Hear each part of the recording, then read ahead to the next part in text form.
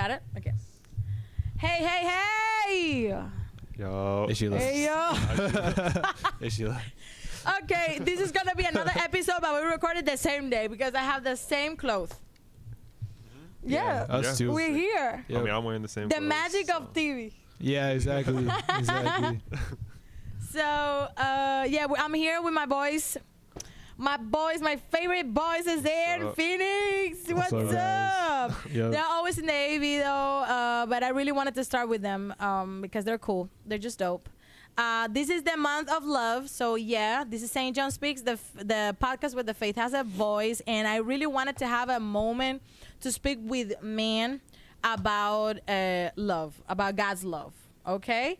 Because we all know that, yeah, we are different, women and men, and I really wanted to have a spot for you guys to, to make a couple of questions about it. So when was the first time you felt God's love personally? Oh, I have heavy. I can't heavy with Yeah, that's a good one. That's cool. Yeah, it's kind of hard. Let me think. I just, I kind of grew up in the church. Like when I was young, I went to a private school, a Christian school. I went to Valley Bible. I went to school there, like throughout my entire childhood. I went to church there. Throughout my teenage years up until I started coming here to St. John. The first time I felt God's love, I think maybe when I was in like 8th grade.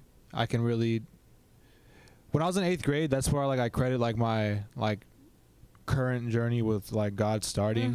My parents had split up, and immediately the first thing that me and my mom did was go back to church because we hadn't been to church in a while.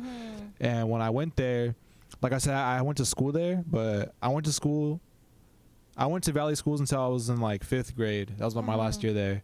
And so between 5th grade and 8th grade, I didn't go to church a lot. But when I went back to church, immediately, like I seen all my old friends and stuff that I grew up with. So it was comforting, like we were going through a hard time, me and my mom, but it wasn't really on my mind too much because I had that comfort to walk into immediately with the people at the church, a lot of my old friends and a lot of the old mentors that were still there, and even the new mentors that I hadn't met, they immediately like brought me in and were like, hey, what's up, like how do you want to get involved, like what do you want to do, do you even want to be involved? Yeah, so that definitely is a good instance of God's love, like not letting me stray away from him, because going through something like that in like early years of like being young, that stuff can really change you and affect how you affect the kind of person you become, affect the kind of adult you become. I'm 21 now, so that was about 7-8 years ago, but immediately like God didn't let me stray away from him. So that's awesome. I think that would kind of be like he showed up in a very crucial moment. But immediately he showed up. Yeah, it was like an immediate thing. Like I can't stress that enough. It was instantly like my parents split up, and then like that same week, my mom was like, "Hey, we should go back to church." And I was like, "Yeah, that's cool." So that's really dope. Yeah. I would say for me, I also grew up in the church. So I grew up going to an apostolic church, like Hispanic church, and I loved like the music in it, like the worship and stuff. Wow. So like naturally, like during that, I mean, you feel the love in the music, because it's all like it's gospel, it's like it's love music, yes. So like, I mean, that's like earliest I could always remember like me. That's when I would pay attention the most. Being young, I used to like go to sleep during church, but I would always focus whenever the music was on, and that was love. Like I learned a lot of like the message and the word through the music, like listening to the words. Yeah, he's and, like, definitely an open door. Yeah, definitely. For so God. that's why I learned, and like felt it the most. That's amazing. Yeah, for me also was the music. I have to share that in common with you.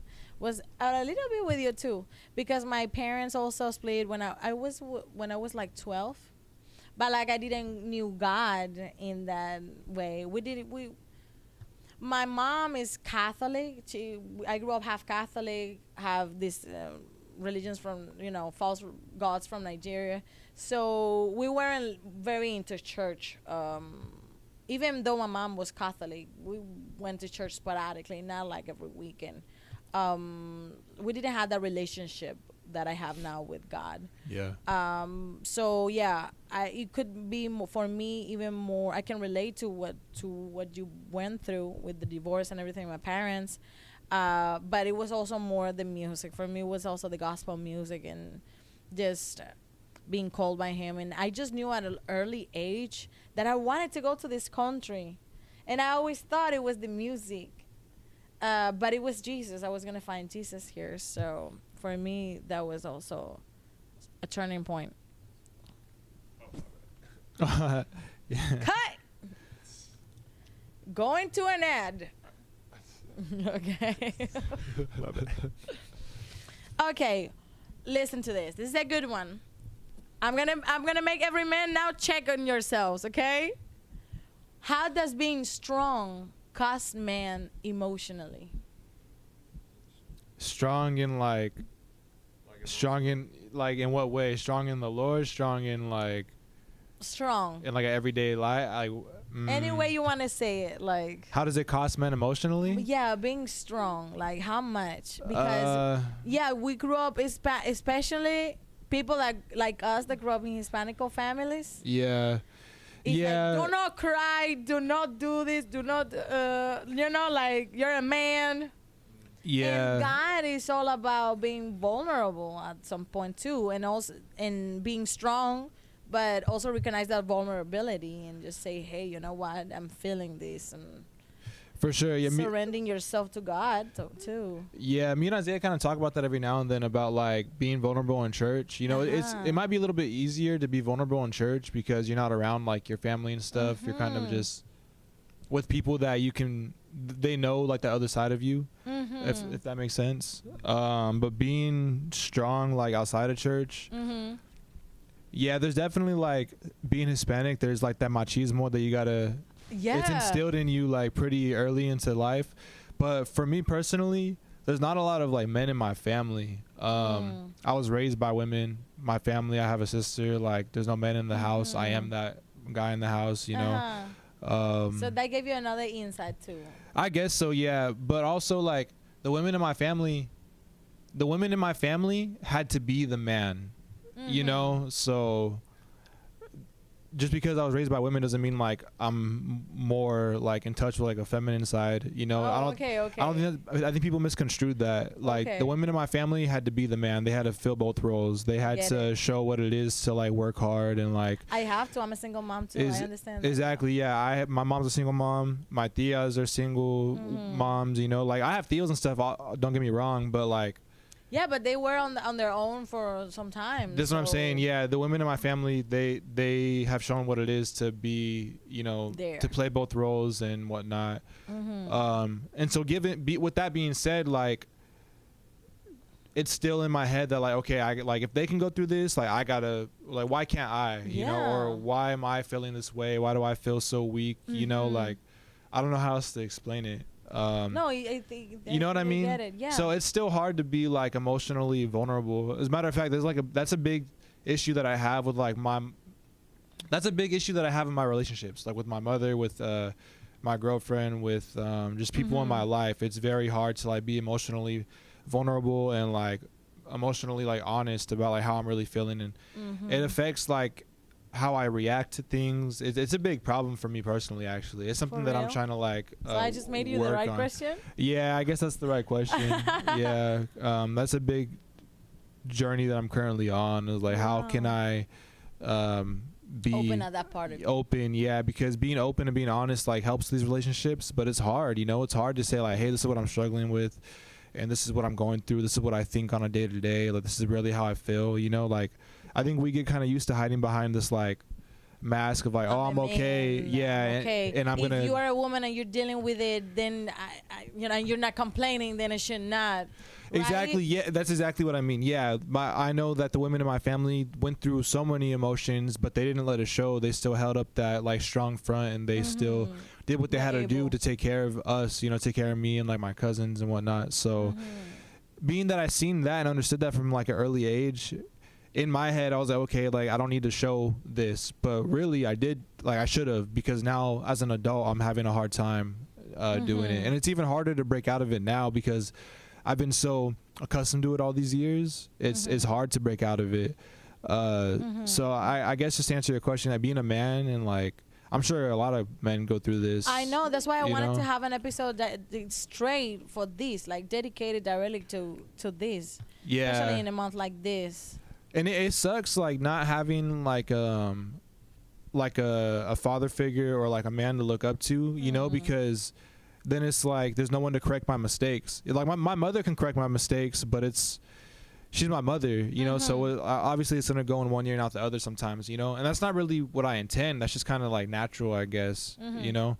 No, and at the end of the day, God made us man and woman for a reason. Like, yeah, we can understand each other. We can complement each other, like you know, be compliment for each other. Yeah. But at the end of the day, I cannot think or feel how you feel as a man because I'm not a man. Right. Yeah, I can do it as a woman with another woman. It's easier to me, but I understand what you're saying too. Yeah, and then like the only men in my life have been like through the church. The mentors that I've had, they've been through the church, you know, like Isaiah would know what I'm talking about. Like I had there's Pastor Al, there's Tom, who like there's this me and Isaiah met in the high school ministry at our old church, and our pastor's name was Tom. We love Tom. Like, Tom's a great guy. Tom, if you ever see this, yeah, shout out to Tom. Tom was a great guy. He's a great man to like look up to. So was Pastor Al. Like you weren't around Pastor Al too much, but Al definitely influenced me in a whole lot of ways. So those are two good men that I've had, and I'm thankful for that because a lot of people don't have like anyone at all. Period. I know. You know, so the fact that I could say I've had two guys to look up to, that's very cool. But it does suck that I didn't have any men in my family to look up to. Like the men in my family weren't like very great influences, and my mom had to snap me out of that because I did want to look up to them. You know, I did want to be like my cousins, and you know, and my mom seen that in me from a very, very young age. Like since I was a little boy, I was trying to do what they were doing, and that's not a good thing. Sometimes it's not. Yeah, it's not good at all. Sometimes it's not. You know, sometimes we think just because we're family, you know, we can influence each other, but sometimes even people within your family are not in a very correct path. So yeah, I get it. I get that. It happened to me with my dad. It happened to me with people in my family, and it's happening to me also now, kind of with my son. The things that you were saying about church, because as a single mom, I do want my son have someone to look up to, and yes, I can correct him like your mom did to you, but at the end of the day, I'm never gonna understand him as a man. So for me, being able to have a church when I could bring my son here in St. John and know that he's going to be safe, that he's going to have a good support like you guys had with this pastor that you were talking about, it's definitely a blessing. It takes a village, like we say in the community episode, to raise a kid. So yeah, Isaiah. Yeah. All right. So being strong for you. What does that mean? I would say, okay. So I was blessed. So my dad was like, I have my dad in my life, so he was able to like talk to me and like mentor me, and he tells like a lot of like Bible stories and stuff to me, you know. Wow. And he's always told me like it's okay to feel certain ways, and it's okay to feel bad, feel good, you know. It's feelings change, you know, but just like keep your reality in the Word, you know what I mean? But I think the strong thing was a lot of like subconscious for me, you know, like. I grew up like a happy kid, you know, but then like growing up, middle school and stuff, you know, you start to go through things. I just grew up not ever being on time and of having no feelings to talk about. So I guess growing up, like subconsciously start hearing the, like, I guess like, I mean, I don't know. I was never really told like, you got to be strong. I was low-key, everyone was okay with talking about emotions, but like, I guess like, I don't know. I guess subconsciously I saw like, in the environment, strength, you know, I saw the strength that other people had, and like I saw like, yo, they got no problem, you know what I mean? I just saw that, so I guess subconsciously like it grows in you. It kind of did, you know, and now I'm kind of feeling the effects of like not ever dealing with my emotions, and now I gotta like learn how to talk about it at 20 years old, you know what I mean? And, I mean, we're still young, you know what I mean? We still can, but it's just now we're feeling the effects of it, you know. So like now it costs to be strong, I would say. It's kind of heavier. The early ages is definitely fundamental for our growth and the formation of our character. So it's harder for us. It's not impossible. God can do anything, and life teaches you, you know. But whatever we don't form or, you know, cultivating those ages is going to be harder for us to do it after. That's why it's so important. And I want to dedicate an episode to that too, about how to raise our children. Because that is important. That is very important. Yeah. What they grow around, what they see, what they get influenced by, you know. Yeah. So, yeah.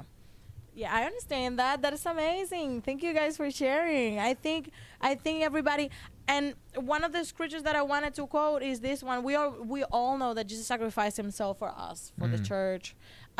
Jesus is an ultimate example for everything, and for, nevertheless for this too, for how to be a man, how to be a human, how to be everything, and how to be a man.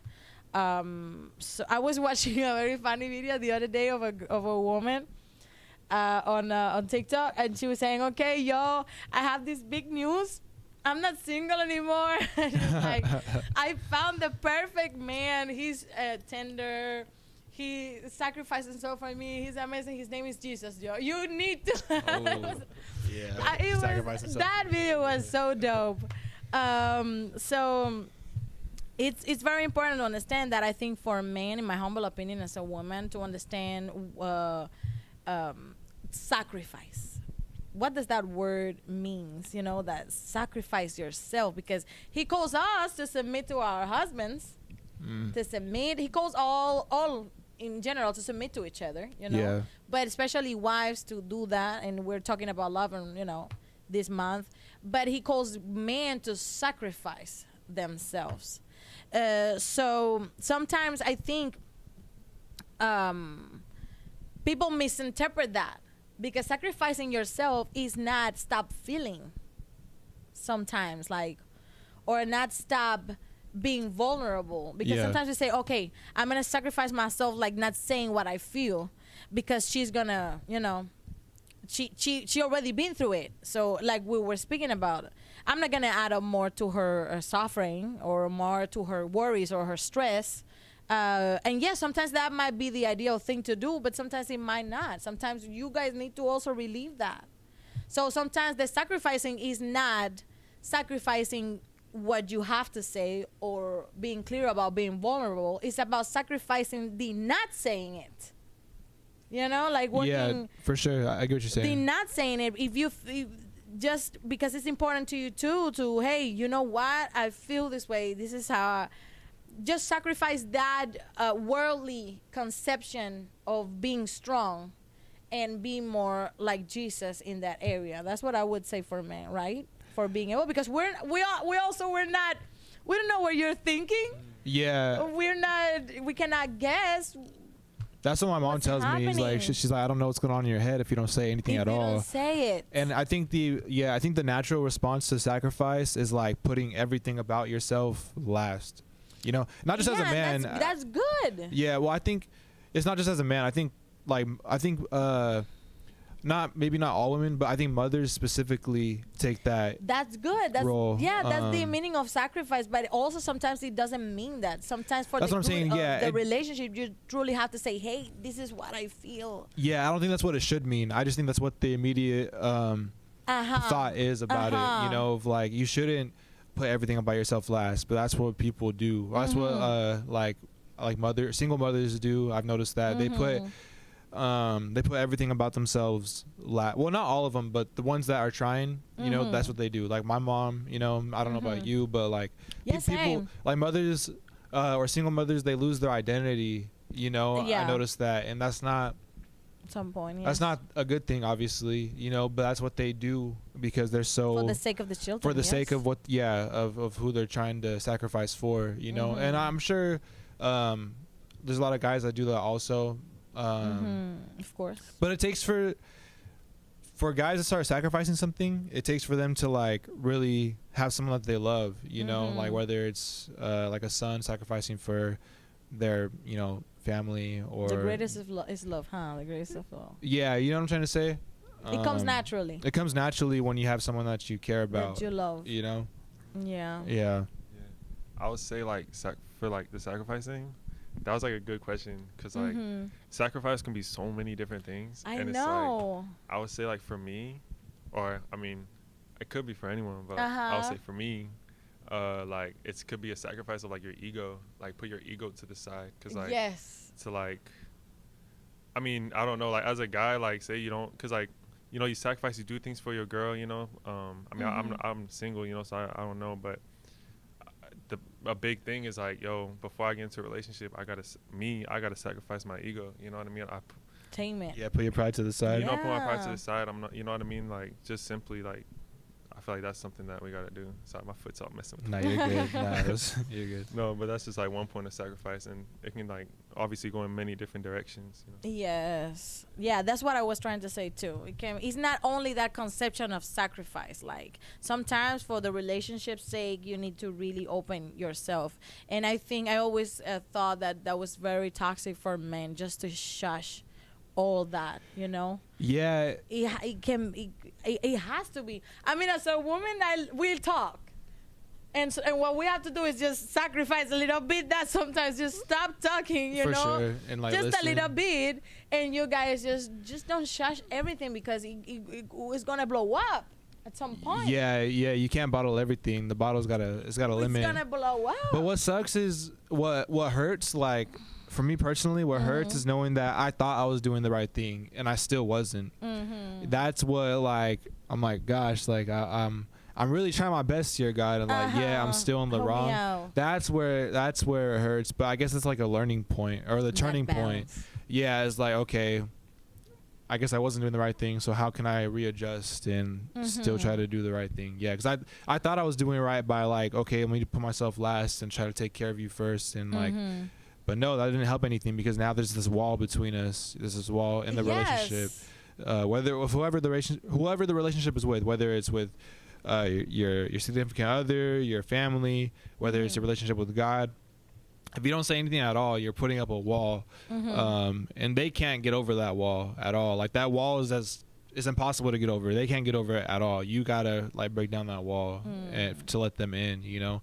And if you suppress everything for so long and put yourself last for so long, like it's even harder to get through that wall. Like you've put up so many defenses. It's like you just making it thicker. Yeah, just making it thicker. Yeah, making it thicker and thicker and thicker until like until what? You just there's so much distance between. There's nothing. Yeah, there's so much distance. There's nothing between you guys. You know, between whoever it is. That's what sucks. Is like you didn't mean for it to get that bad. That wasn't the intention. That's not what you were trying to do. Wow. You know. That's cool. That's dope. That's an amazing example. Like analogy. It's a good analogy. Yeah. Yeah. Okay. How do you guys receive love without feeling weak? Like the love of someone made you feel weak at some point, or yeah, no? for sure. Yeah, See? I think I feel like that a lot. I think I feel for me How? personally. Even when it's little things, like say if my mom's like, "Oh, you want me to make you some breakfast?" I feel bad. I'm like, "Well, you're like going out of your way. You're sacrificing your time to like do something for me." I feel bad. It makes you feel weak. I guess so, but I never really thought of it like that until you asked that question. I guess, yeah. Little things like that. So I try to do my best to like reciprocate that. No, and it's okay that we do things for you too. It's not, you know. Yeah. I think what it is like now that I'm getting older, I feel like I should be doing things like on my own, you know, because I'm kind of like, I'm 21, like you're 20. I think it's going to keep feeling that way because now I'm like, okay, you're like a man now. You're doing things on your own. You're providing for yourself, I guess, or other people. So I think it starts to make you look at things different. You look at like the little things different because the little things are what matter the most, you know? And they stand out more now, or for me at least, they stand out more. Like it doesn't matter who it's from. I guess I appreciate things more now. You have to let yourself appreciate things. I know. If you don't let yourself appreciate things, then it's like you don't live in gratitude. You're letting the effort go to waste, you know, and that's like selfish of you, I guess. Does that make sense? Yeah, it makes. I don't know. What do you think? I mean, all right. So like going back to the question for like the love. How do you receive love? How do you make sure that you're receiving love without feeling weak about it? Or like how do I make sure? Well, I would say like anytime I receive any type of love, just I'm thankful for it. You know what I mean? Yeah. Being the gratitude, right? Show gratitude, I guess. Showing gratitude, and if it's like say like someone's doing something, going out of the way to do something for me, I would make sure like, yo, I would like to maybe go out of my way to do something for you. You know what I mean? I mean, I hate the fact that like some people do things expecting a favor, but naturally, if it's out of love, like you know these people, you don't have to expect nothing in return. Yeah. You know, and like I don't know, like some people can take advantage of that. but I just pray that they don't. You know what I mean? So Totally. because you really can't control that, but you know how it is. For us, it's kind of like I didn't want to interview so much because this is for men. You know, I want you guys to speak more. But for us women, like, we don't want the men. Is for me, this question is a lot with the providing part. Like, you know, like you guys have so much weight in providing. That sometimes you can't because sometimes life happens and sometimes it's the woman who is helping out, you know. So that's a way of receiving love. And like you said before, put your ego aside and said, okay, now it's her. But I think people mistake providing a lot with the means, with money, with the material thing, with stuff. And one thing, I think we went with the church one time to a men's service, and we all were, even with the team, you know, to sing and stuff. Women were allowed, of course, to sing and to, you know, to support. But one thing that pastor said, that he said that the man has to fill that gap also. He's like the spiritual responsible for his family. Is a man is responsible for the spiritual maturity of his family.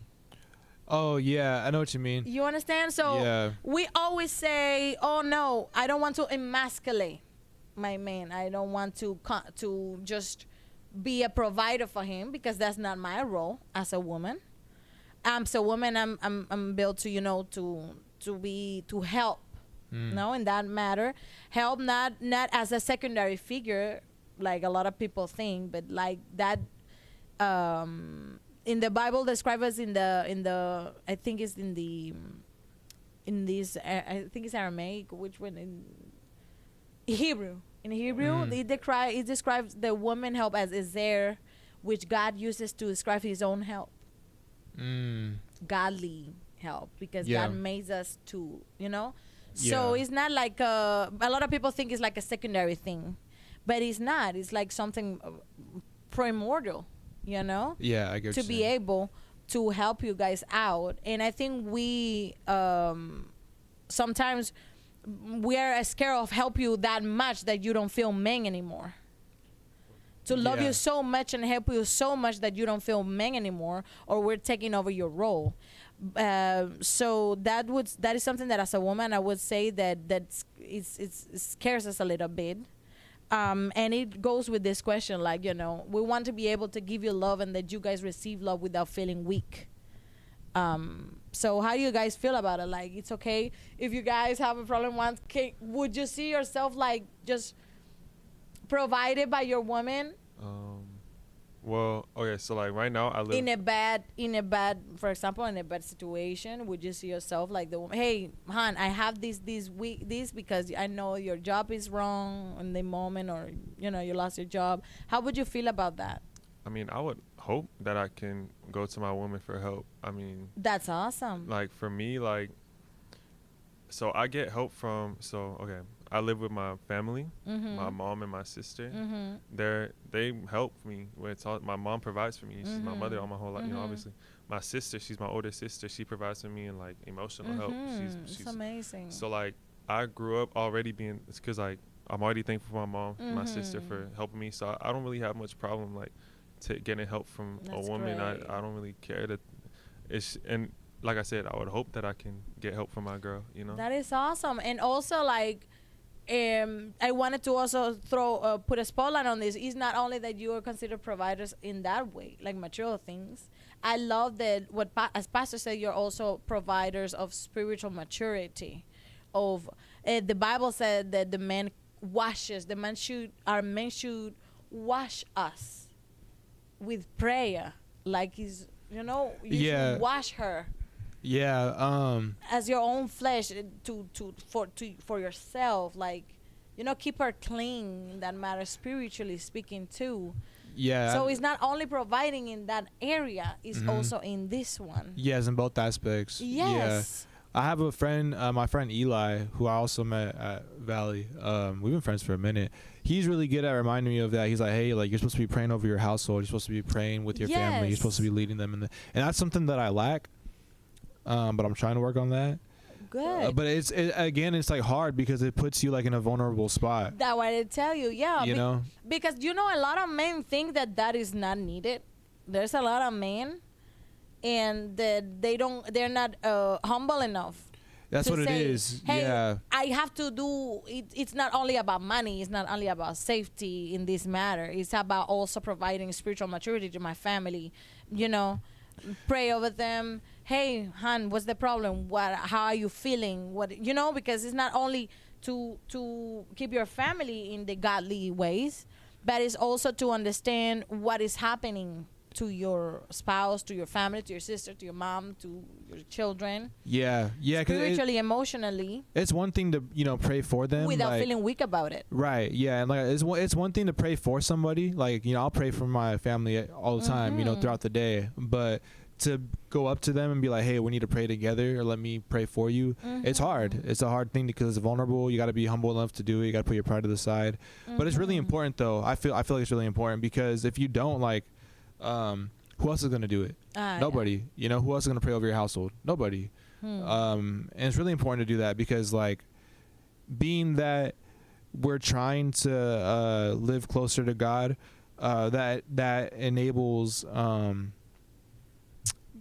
how do I say it? That enables more like demonic spirits to be around you. The closer you get to God, the more the devil tries to get closer to you. Try to attack you. Yeah, the more. And I feel like as I've gotten older, I've seen that a lot more. A lot of like my family, I'm not speaking of like my mom, but like my family, my cousins, my tias, they aren't as close to God as like me and my mom are. And so even with that, I love my family, but they can easily like bring me back into the world without like they're not trying to. That's not what they're trying to do. But that's what they are doing. Yes. And if I'm around my family all the time, that is I'm gonna bring that into my household. Good. So it's important to acknowledge that you gotta like cleanse yourself of that stuff. You gotta pray over your household. You gotta pray over your family, whoever's in that household. Yes. Not only that, but like pray that they don't bring that also, because they can also bring that home. And they're not trying to, but that's what happens. That's what's gonna happen. It's inevitable. So you gotta continually do that. It's a repeating process. You gotta always do that and work on that. To be humble enough to understand that. That don't make you weak. Yeah, it doesn't. You got to take that initiative because, like I said, if you don't do it, no one else is going to. And you want your household to be your safe place. Yes. So you got to make it that. You got to make it that environment. And that's something that I'm trying to work on doing. Like, I'm not saying that I do that. Like I don't. I lack that. That's but I'm great, trying to. But that is awesome that you feel drawn to, that you identify what you need to be better at. That's what I'm trying to work on right now. Yeah. Just the fact of also having a woman approaching to you or someone approaching to you and show, because almost all the time that we show love is caring about how you feel. Yeah. And you guys are kind of wired by this world to hide that. Yeah. Well, I also wanted to say, it's so like, how can I approach to you and show you my love, caring about your feelings, and not making you feel weak to be able to share it with me? You get it? Yeah, no, I get it. It's just a hard thing. It's hard. I don't know. I'm just speaking for me personally. It's kind of a hard thing. Like I would feel, but that's just my ego. That's my pride. And why do I have that? Like who instilled that in me? It's just the world. Not only that, I was gonna say like, it's also like our environment is like really negative. Like Bakersfield, I feel like is really negative. And being like that, we just kind of grew up here. Like the things that we see on a daily basis, regardless of like where you're at, like it's really negative, I feel like. And so that also has a lot to do with. We have to do that for community. Your community, yeah. That is an important outreach for community. That is great. Okay, Isaiah, maybe you want to add up something, or you want to So what he was saying is actually like a good example of it, because like where he might have struggling with it, I actually like say I might be easier for me to accept that love or like that help, and that's the whole point, is that no one is going to accept it the same way. You know what I mean? So Yeah. naturally, it's going to be a hard question because everyone's going to have a different answer. You know what I mean? Uh-huh. So Yeah. it's all about how, I mean, always, I guess, how we would approach that man or that person, whoever. But, I mean, it's going to be different for everyone. And some people, like, don't want that and will reject you. So it's all about just being prepared to, you know, get that door shut. You know? Whichever the outcome is, just, yeah. Okay, last but not least, what wounds do men carry but rarely speak about? What wounds do they carry? What wounds you normally carry on the daily basis and you rarely speak about? If you want to share, because I know this is kind of deep. I guess it would In just, general, it doesn't have to yeah. be even something that happened to you, something that you know that man. Yeah. It's like that emotional stuff is all I would say. It's Because all like the emotional. physical stuff, you see that and it's not hard to talk about because it's like you see that it's open, it's there. You know what I mean? But it's the stuff on the inside that we don't talk about. It's the things you see that like maybe like at home or like with someone you used to know, you know, like it's all about like situations and stuff that maybe we try to suppress, we try to forget, you know, but naturally it's like that stuff on the inside that is always going to be the hardest stuff to talk about naturally. You know? Yeah. The inside thoughts. I don't know. I think like one thing is that's really hard to talk about. Like again, for me personally, is like loss, like losing people, losing things. You know, like obviously material things aren't very important, but it still hurts to like lose certain things. You know, that sounds so like. I mean it on a deeper level than that. Like, because for me personally, I feel like my parents split up when I was 13, and since then, like we've moved around a lot. We've encountered a lot of different people who I've like came and gone in my life. Yeah, definitely like maybe losing a mentor, losing like a relationship with close friends, you know, like being that I had to move or like my parents split up and I had to move from my house, you know. Then you had to like, like that sucked, you know, like being like that was my house, that was my room, that was my Your stuff, home. that was my home, you know. And then all of a sudden like hey, tomorrow that's another kind of loss too. We're not coming back ever again. Like that's crazy. You know, how do you wrap your head around that? You know, like when my parents split up, my father kicked us out of the house and then he changed the locks. I literally couldn't go get none of my stuff. You know, but not only did that, it didn't just hurt me, but like it hurt me for my mom. Like my mom lost all of her stuff. My mom kind of like had a childhood where like she didn't have a lot of things. So to see her like be able to work and work her way up and like have something nice, and to see someone else take it away from her, like made me upset. You know, made me upset for her. But it's like, how do I talk about that? Like it's hard to talk about. And then, yeah, like encountering different people, you know, like moving, like I said, we had to move. So I moved away from my friends, you know, and then like those relationships kind of fall out, you know. Yeah, that's something like you don't really talk about much, I guess, as a man, like just different losses like that. And then also I think one thing that men struggle a lot to talk about is like their regrets, you know, like Regret. yeah, how they've hurt people and they didn't really mean to, you know. That's something I didn't mean to hurt like my mom in a certain way or my sister or my family, but I did.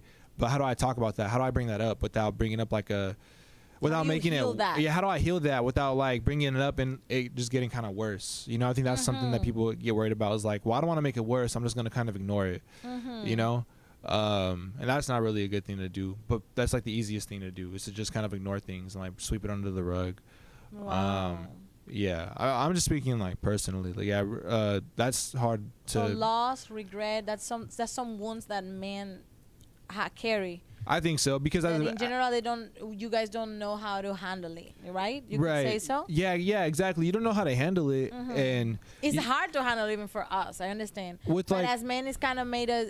The fact that you bring it up, it kind of make you feel weaker, right? Exactly. Yeah, because think about it. As a man, you're supposed to like lead, and as a man, you're supposed to provide. So when you get into a situation and you don't know how to go about the situation, it immediately makes you feel weak. It's like, oh, what is this? Like, I'm supposed to know how to take care of this, and I don't, you know? And I went about it the wrong way. And like, oh, like, how do I accept that I went about it the wrong way? And how do I admit that I went about it the wrong way? Because I was supposed to be prepared, and I wasn't. Oh, I get it. You know?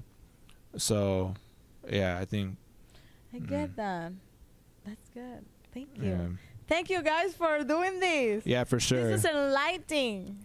Very enlightening for sure. I hope so. Yeah, and I hope you guys like just comment on the video, man, that you're listening to us. Just comment on the video and tell us what you struggle with. Like, what is it? What is it? Something that makes you feel weak? You know, how do you experience weakness? In love, in the love context, you know, how do you not feel weak about someone trying to get to you, to your feelings, to your vulnerability? How do you? I think one of the best things that we said is like start at church. What you say? At church or start a church? Start at church. Oh, start at church? Like try to be vulnerable at church. Start there or something like that. Yeah, or, I think that's good because the church is like what matters. Like the people that surround you at church, like they should be the ones, I guess, who matter. Guiding you. Yeah, because they're gonna guide you in the right direction, or they should be at least. Yes. And if they're not, then you gotta know when to step away. You gotta know when to find a different community. Mm-hmm. But yeah, start at church. I mean, that's what I'm trying to do. That's awesome. You know? I don't want none of these words. I don't want people to think that like, oh, like he knows what he's doing. I don't. Oh, I get it. You know, no, I understand. No, but it's by yeah. sharing our testimonies that we enlighten other people. Yeah, exactly. That's what we're trying to do. We're just trying to help. I know. Thank you guys for being here. Yeah, for sure. No problem. Thanks. Oh, Thank you for well, having yeah, us. we love you guys. We love you, men, women. We love you all. We're all God's children. We're all brothers and sisters. I hope this was enlightening to you as it was for us. And see you. Bye. That was cool. That was so cool. Thank you guys. I hope more men come and speak.